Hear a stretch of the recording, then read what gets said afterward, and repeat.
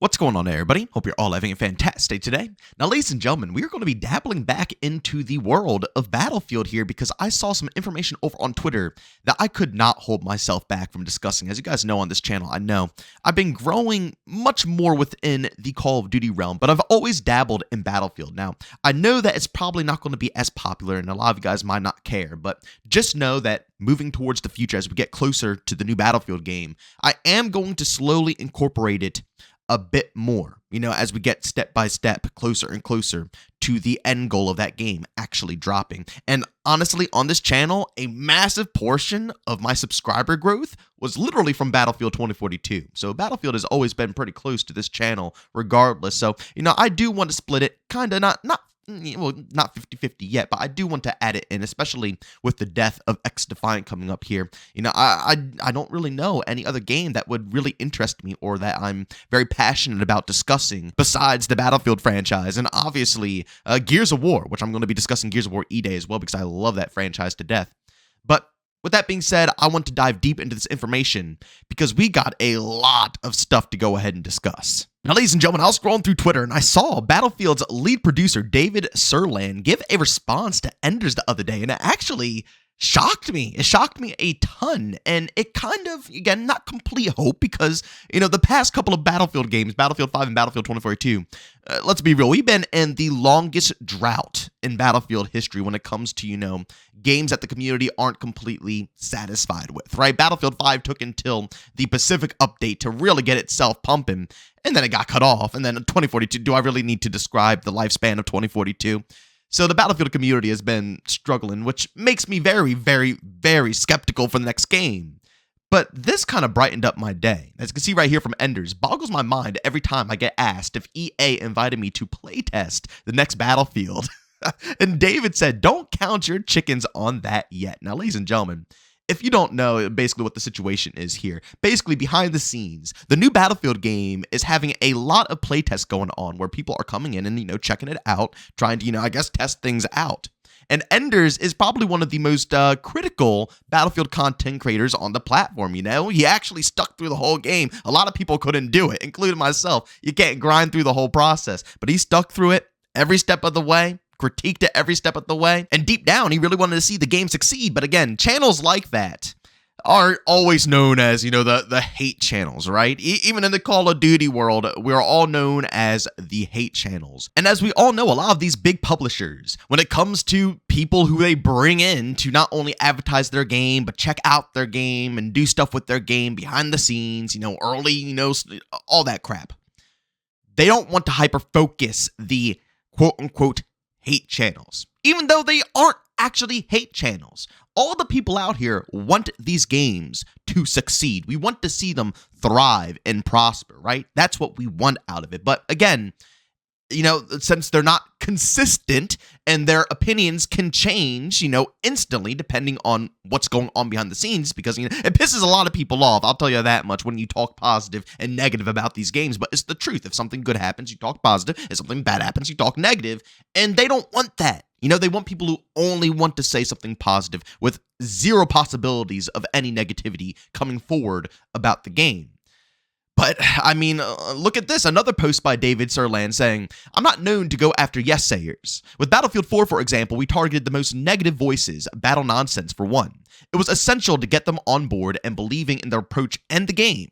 Only way to do that is to have them play and interact with them. This is what I'm talking about. And again, he also stated that he wasn't a part of the 2042 cycle, so we can't really put too much blame on him for how that game turned out, but this is the truth. Battlefield 4, one of the all-time GOATs in the franchise. Once again, he just said it right there. Hyper-focusing, going for people who, once again, have more of a negative approach, even though they're not completely negative, but they do have a negative approach where they can find and critique the wrongdoings of the game. That's important because you want to be able to have everybody happy with the overall product. This is what we're looking for. And to end off this, little section here by Unique saying, you're like the only reason I still have somewhat of a tiny bit of hope. But also I've been lied to so many times by that company you work for. Please show and prove us this time. And Dave responds saying, I think I've said this before about a Battlefield title. It is necessary to convince through the gameplay being played, not words or promises. all in time. Once again, this is what we have to go through. Nobody at all wants to be hearing any words when it comes to the Battlefield world, right? Especially after what happened with 2042 and the clickbait trailer, bro. That trailer was all over the place, man. They literally advertised the game as Battlefield 3 or Battlefield 4, and then it's a completely different experience. It was nothing clear. I mean, you didn't even have your traditional class system. Like, they wanted to make sure that they nostalgia baited us into thinking we're going back to, what Battlefield's all about, when in reality, they were moving forward to something completely random, something that was irrelevant to what Battlefield is. They have to prove to us through gameplay this time around, and I hope that they really are going to hyper-focus a lot of the more negative creators, because once again, their opinions are very valid, especially for the lifespan of a Battlefield game, and the ones who grind through the whole experience, they know. They know the good, the bad, the ugly, in between. All of the states, all of the bugs, all of the patches, all the updates, and what the community is feeling, especially more towards the people who are having a negative experience with their game. Those creators have a little bit of a connection with those individuals, and they can understand, the developers can understand how certain people are thinking about the overall project. But when it comes to the next Battlefield game, they got to go ahead and nail it for us. No more talk. No more. I mean, we're going to see trailers. We're going to see all the stuff in the world. And it's going to be fun. Don't get me wrong. I know a lot of people are probably going to be turning up, right? Because once again, we've been waiting for a Battlefield game. We have been going through a drought, and this isn't Call of Duty, ladies and gentlemen, when they drop a game every single year. We're talking about years and years and years and years and years of waiting throughout Battlefield 5 and 2042 for them to really get their game and their act together. And this is going to be the moment. I think a lot of people are going to be pumped. But we have to see a true return back to the Battlefield world.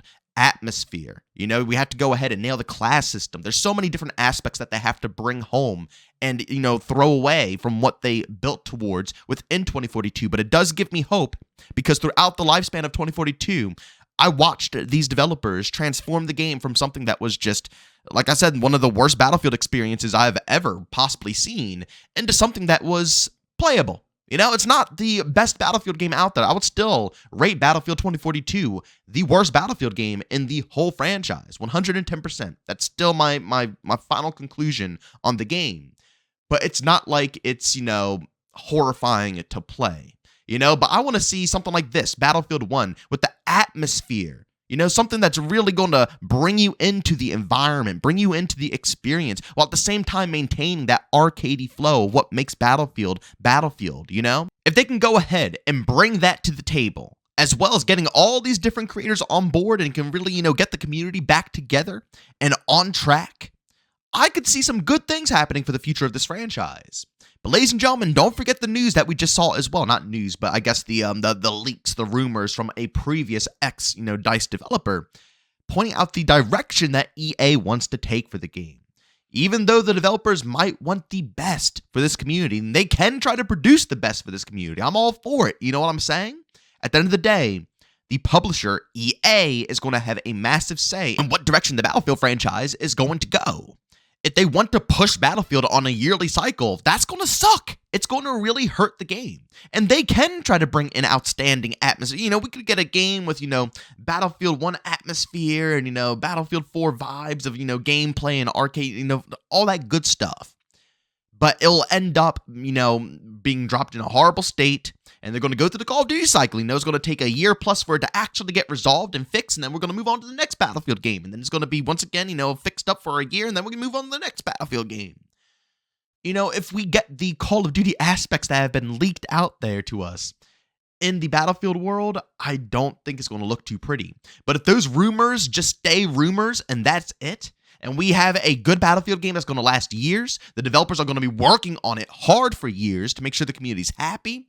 We all know it's going to be live service, so it has to be a good live service method, something like Modern Warfare 3 2023, for example, where every week we're getting something cool. Imagine that in Battlefield. Every, week or a couple of weeks, since the game's going to be there for years, you get maybe a creative skin or, again, a different attachment parts or something like that. Something to work towards, bring you back.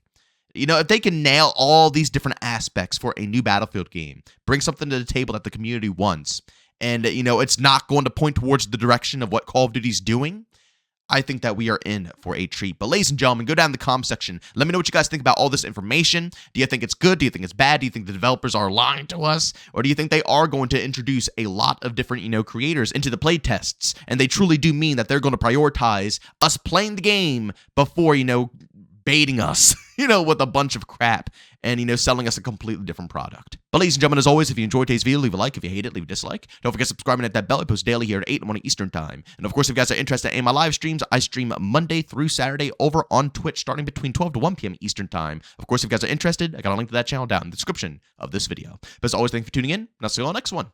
Peace out.